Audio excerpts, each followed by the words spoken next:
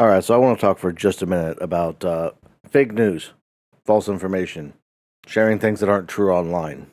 The thing that kind of drove me to want to make this video and talk about this stuff is I saw a post on Facebook when I woke up this morning, and it's, by the way, it's Saturday. It's July 27th as I'm recording this, so who knows what's going to change between now and when it goes up on probably Monday or Tuesday.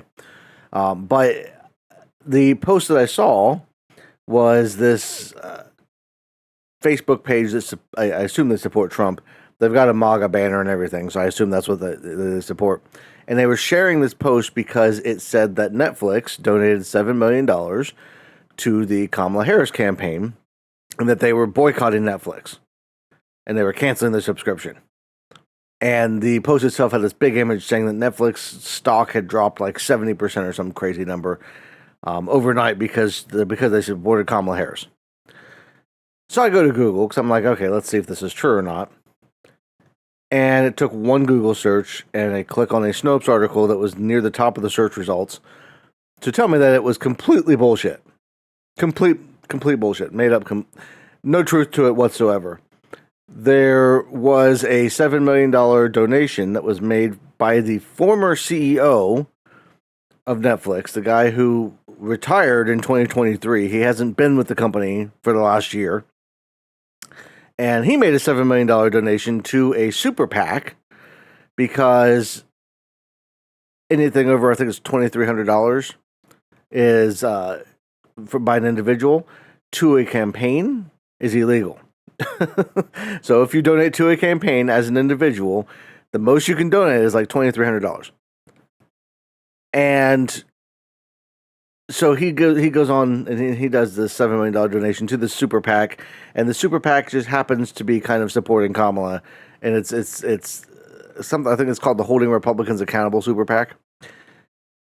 And I was like, okay, so I share this Snopes article on the post, and then I'm like, I don't like this guy. I'm not going to follow him. I don't want to see any more of his posts. But it got me thinking, like, how much of the stuff that is being shared that's just completely false. Now, this has been a problem for years. Really, I think I want to say it probably started really picking up in like the mid 2010s and has just kind of skyrocketed. And a lot of it is, I normally would think that like your grandparents sharing things on Facebook that are made to infuriate them, but it's really not just your grandparents. It's a lot of people, and it's not just Facebook. It's Twitter, and I'm sure there's posts on Instagram and other sites too that are just as fake, that are completely made up. And it turns out that the entire thing was made up by this this website, and I want to see if I can find it. I don't know where. I had the link. I had the link to the website, but I got rid of it. The Dunning-Kruger.com, I believe, was what it was called, something along those lines. It's kind of similar to The Onion. They do satire and made up stuff, right? And now, if you see a link from The Onion, most people know nowadays that, okay, that's just completely made up. It's satire. But that's unfortunately not the case for a lot of things now.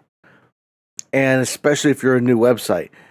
I honestly think there's a time and a place for satire. But sharing satire online, where you can just share links to articles because you found them funny, I don't think that there's a place for that in 2024. I honestly don't.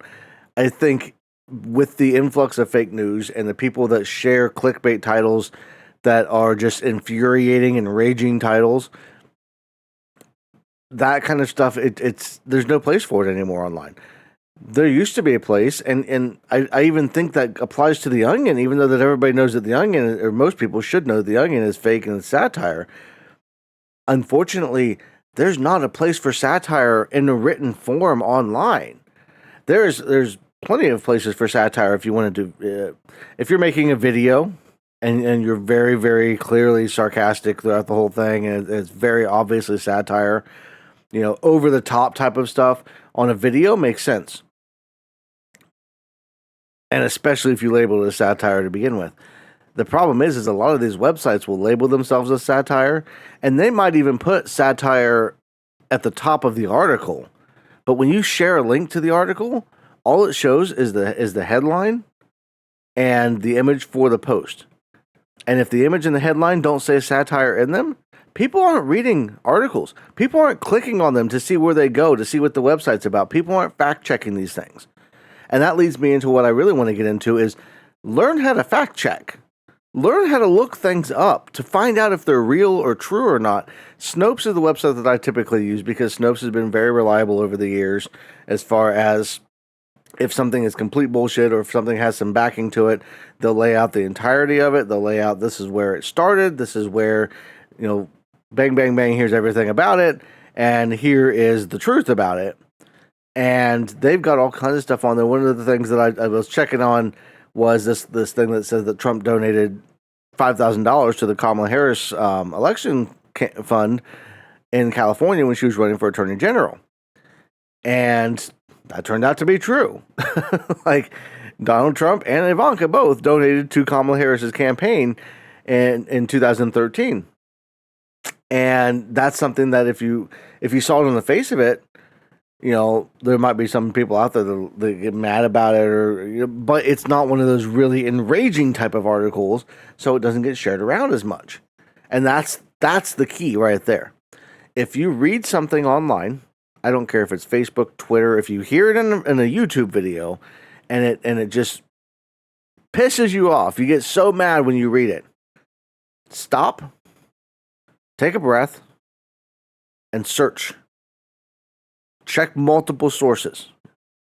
Snopes is pretty reliable, but make sure there's other sources out there too to see if something is actually true, if there's actually facts behind it.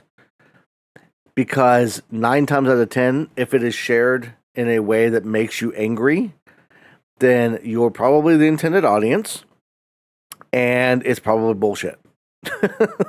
Like, full stop. You can't trust anything you read or see online anymore. You have to question everything, and it's sad that that's where we are, but, and again, this goes to, if you go back to even traditional news, traditional media, and you go to channels, whether it's New York Times, MSNBC, Fox News, CNN, a lot of these places at least have some kind of independent fact checkers where, yeah, they might have a sensational headline, but once you get into the body of the post or the body of the article, it'll lay out mostly true stuff typically. It usually stays pretty factual because these places have a reputation on the line. These places, if they are reporting stuff that's not factual, are going to get called out and they're going to become less and less trusted in the overall context. So they want to stay trusted, and while they'll bend that sometimes with their headlines and the titles of their articles, they'll usually include something within the body. And that's the other thing, is if you're reading from these main sources, go to the body. See what it says in the main body of it, because the headline might be something sensationalist when in reality it's something pretty mundane. I've seen so many things on. I use Google News typically to scroll through, like just a general news feed, and it'll show me headlines. And I hate it on the one side because like it feeds me, like if it sees I click on an article, it'll feed me more of that stuff, and I hate that shit. But on the other hand, I like to see a bunch of different sources, and that's what Google News will give me, is a bunch of different sources.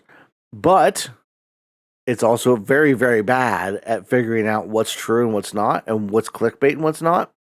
And I've reported clickbait dozens of times because there'll be an article, something will say along the lines of like, asteroid coming within miles of Earth or whatever, and then you'll click on it, and I know it's bullshit, but I click on it because I'm like, okay, what are they saying here?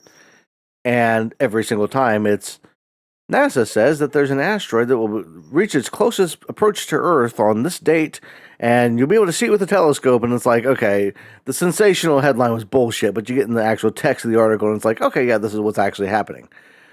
And that's kind of just, that's a very exaggerated thing, but that's really how it works. because these places, they want to have some kind of reputable, or some kind of good reputation as far as like, okay, we actually have some information, but the only way to get people to click anymore is clickbait titles. And realistically, my suggestion, stop clicking on clickbait titles. That's my suggestion. If something is clickbait, scroll past it, ignore it. Don't give it the time of day.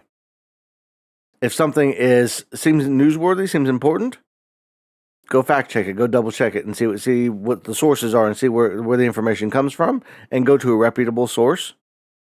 That's the only way we're going to get rid of these kind of things.